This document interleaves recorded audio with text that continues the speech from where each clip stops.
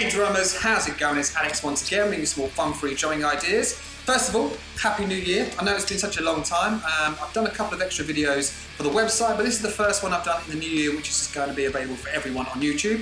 I thought I'd do a nice little practice pad lesson. It's all using paradiddles. It's a real sod to play, it's really tricky. I find it hard at sort of like, especially like anything from like 130 on, the clarity starts to go, which you will see later. But if you did like what you saw in the intro and you want to give this bad boy a crack, stick around and I shall proceed to break it down. So here we go. Alright, so the cool thing about this exercise is it's really easy to explain because it's just 4 bars of paradiddles, alright? Right, left, right, left, right, left, right, left, right, left, right, left. And that is in fact the first bar. And all I'm doing there is I'm accenting on beat 1E and 2E and 3E and so basically the front end of each paradiddle. So that would be measure 1.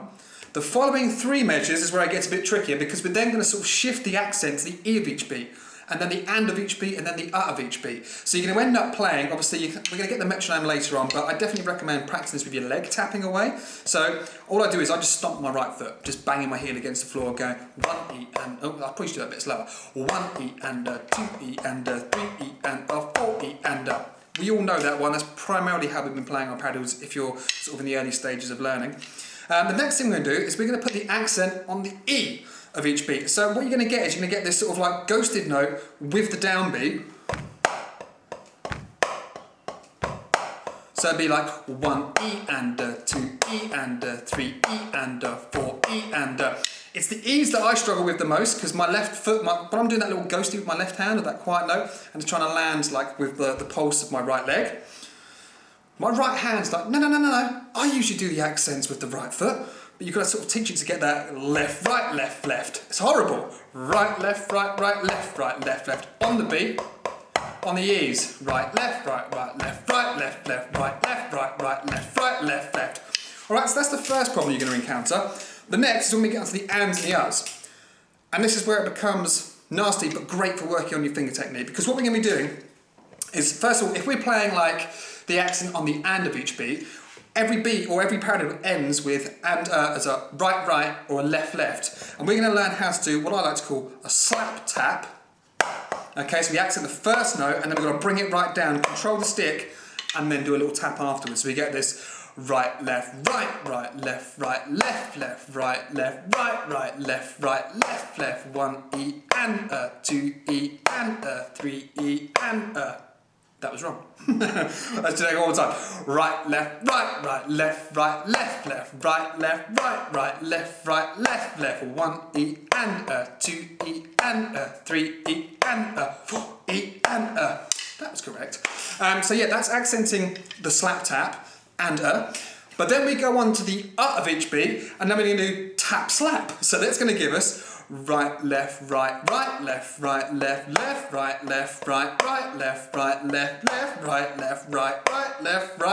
left. If we're counting it, 1E and 2E and 3E and 4E and and that's it. So you've learned all these different sort of like, it's one sticking pan, but because you're shifting that accent, it's creating like certain new demands for your hands and your finger technique. So you're going to have to sort of like maybe just practice, whether it's just practicing the ands and the that slap tap, slap tap, slap tap, slap tap, or vice versa. Tap slap, tap slap, tap slap, tap slap. And then trying to incorporate that into the paradiddle pan. So for me, this took a little while to get going before it even felt like vaguely musical. So the idea is to stick with it, go stupidly slow. I recommend when you stick your metronome on, just start with like 70 BPM, 80 BPM.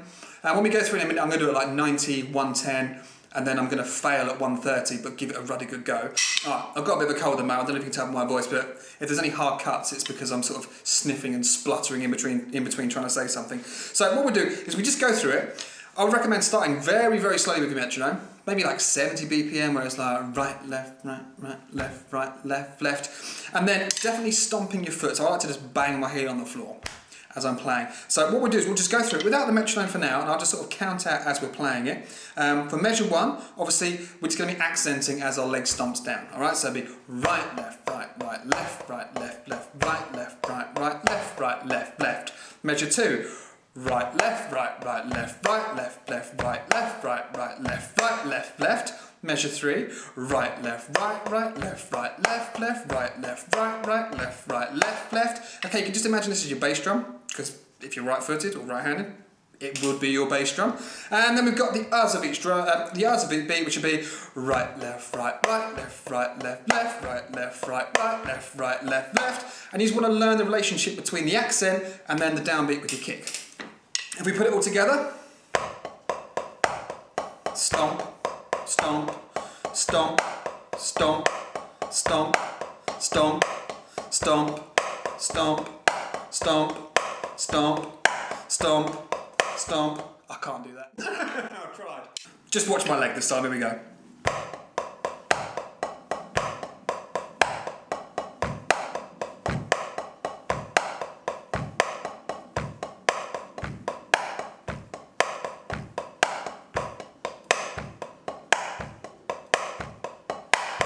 Alright, so that's the actual exercise. Of course, if you want to, you can extend it so you play like 2 bars of each, and then if you get stuck on any of them, like I've really got stuck or struggled with like trying to get a bit of smoothness with the 1 E ender, 2 E ender, 3 E ender, because like I said, my right hand just wanted to land with my foot, so I had to retrain that.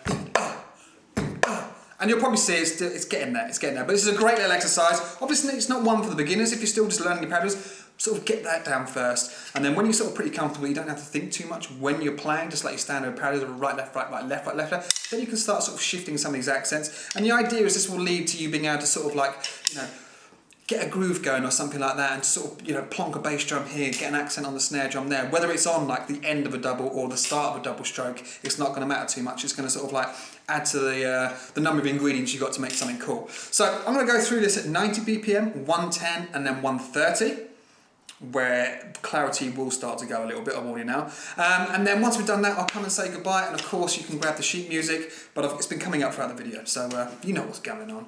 Alright, so 90, 110, 130. Wish me luck. Here we go. 1, 2, 3, 4.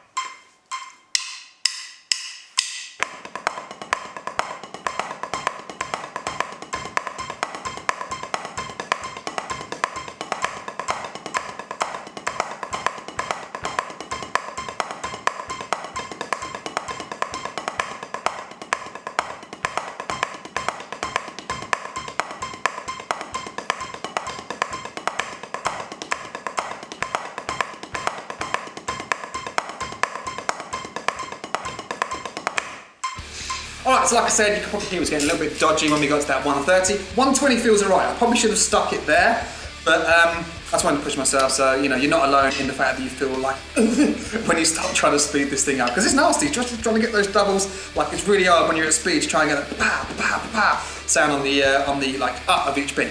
But you probably heard that anyway. So if you did like the video, please give it a like. If you're new to the channel, subscribe. And if you want to be notified every time a new lesson comes out, hit that little bell icon. Alright, with all that said, thank you once again, and I'll see you very soon for some more fun-free drumming ideas. Alright guys, see you later. Bye.